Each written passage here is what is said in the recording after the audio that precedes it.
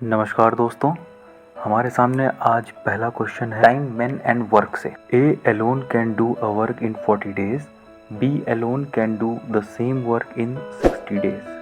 They both started working together and after 12 days A completely left the work. In how many days B alone can complete the remaining work and total number of working days?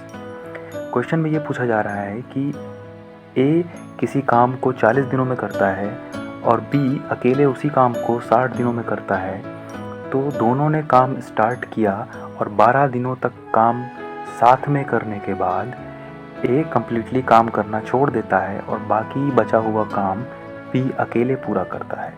तो question में ये पूछा जा रहा है, in how many days B alone can complete the remaining work and total number of working days. यानी दो चीज़ें इसमें पूछी जा रही हैं। हम इसे कैसे सॉल्व करेंगे? हम इसे सॉल्व करेंगे वर्क इक्वेशन मेथड से। ओके, वर्क इक्वेशन मेथड क्या कहता है कि टोटल वर्क डन हम 1 मानेंगे। अगर टोटल वर्क डन 1 है तो ए के द्वारा किया हुआ काम प्लस बी के द्वारा किया हुआ काम दोनों 1 के बराबर होगा। ये वर्क इक्वेशन मेथड कहता है। तो हम इस क्वेश्चन को कैसे करेंगे? हम ये मानते हैं, हम दो मेथड से करेंगे इस क्वेश्चन को। तो मेथड 1 हम लगाएंगे पहले।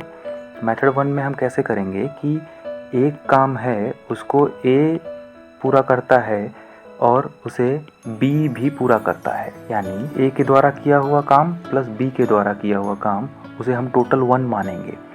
अब देखते हैं, ए अकेले 40 दिन में किसी काम को पूरा कर देता है। तो हम क्या करेंगे, बाई 40। और ए ने कितने दिनों तक काम किया? 12 दिनों तक। ओके, और उसी काम को अब हमें निकालना क्या है? B alone can complete the remaining work. यानी ए के द्वारा किया हुआ काम है 12/40 और बी के द्वारा किया हुआ काम है, यानी बचा हुआ काम x डेज में बी पूरा करेगा और x की कैपेसिटी कितनी है? 60 डेज में बी कंप्लीट कर सकता है। यानी हमने मान लिया कि बी x दिन में काम पूरा करता है। ओके, इसको हम सॉल्व करेंगे। तो 40/60 हम एलसीएम लेंगे या आप डायरेक्टली भी सॉल्व कर सकते हैं। x/60 equals to 1 - 12/40, 7/10। Okay, x/60 is equals to 7/10। यहाँ से हम x की वैल्यू निकालेंगे 42। यानी बी के द्वारा किया हुआ काम 42 डेज है। ओके, लेकिन ये ध्यान रखिए कि बी ने टोटल 42 डेज तक काम किया, लेकिन 12 दिनों तक ए और बी साथ मिलकर काम करते रहे। ठीक है, और बी ने टोटल काम कितना किया? 42 डेज। तो बी ने अकेले काम कितना किया? 42 - 12, ये कितना आ गया? 30 डेज। Okay, fine. ये हो गया हमारे एक मेथड। अब हम मेथड 2 की ओर चलते हैं। हम मानते हैं कि पहला पार्ट काम का प्लस दूसरा पार्ट काम का और ये टोटल काम है 1। यानी पहले पार्ट में ए और बी ने साथ मिलकर काम किया प्लस दूसरे पार्ट में बी ने अकेले काम किया। ओके, हम कैसे निकालेंगे? ए के द्वारा किया हुआ काम कितना है? ए की कैपेसिटी है 40 दिनों की, यानी किसी काम को वो अकेले 40 दिनों में कर सकता है। काम कितने दिन किया उसने? 12 दिन। प्लस बी की कैपेसिटी है अकेले 60 दिनों में काम कर सकता है। काम कितने दिन किया? 12 दिन। ये पहला पार्ट कंप्लीट हो गया। प्लस बी को हम मान लेते हैं कि बाकी बचा काम वो x डेज में कंप्लीट करता है और बी की कैपेसिटी कितनी है? 60। इस फाइनल इक्वेशन को हम सॉल्व करेंगे। इसका एलसीएम लेंगे 40, 60, 60 का एलसीएम आएगा 120।